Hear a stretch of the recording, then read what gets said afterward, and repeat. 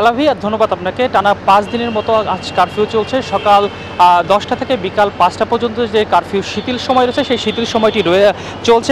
এখন যদি আমি এই মুহূর্তে রয়েছি রাজধানীর তেজগাঁও এলাকায়, সেখানে সার্বিক পরিস্থিতি বলতে গেলে রাস্তায় কিন্তু সাধারণ মানুষের অনেক বেশি রয়েছেন এবং সেই সাথে গণপরিবহন চলছে।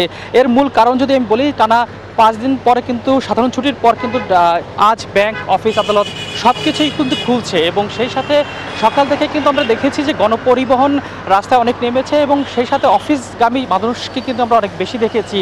আমরা দেখেছি রাজধানীর বিভিন্ন পয়েন্টগুলোতে কিন্তু যানজটের সৃষ্টি হয়েছে। সেই সাথে ব্যক্তিগত গাড়ি সেগুলো কিন্তু রাজধানীতে রয়েছে, সেই সাথে মোটরসাইকেল, সিএনজি, অটোরিক্সা সেগুলো কিন্তু রয়েছে। আমরা এবং বিভিন্ন ব্যাংকগুলোতে আমরা গিয়েছিলাম, সেখানে দেখেছি যে ইন্টারনেট ফিরে আসার কারণে সেখানে কিন্তু ট্রানজ্যাকশনগুলো চলছে এবং মানুষ কিন্তু লাইন ধরে তারা এই লেনদেনের প্রক্রিয়াগুলো করছে।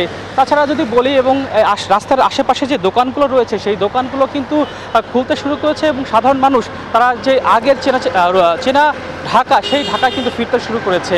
সব মিলিয়ে ঢাকার সার্বিক চিত্র কিন্তু আগের মতো এবং বিকাল 5টায় কিন্তু আবারও সেই কারফিউ কিন্তু বহাল থাকবে। এই ছিল আমার কাছে। আল্লাহ হাফেজ। ধন্যবাদ রিয়াজ। এখন জন্ম সনদ দিয়ে খোলো বিকাশ স্টুডেন্ট অ্যাকাউন্ট। নিজের বিকাশ নিজে কর।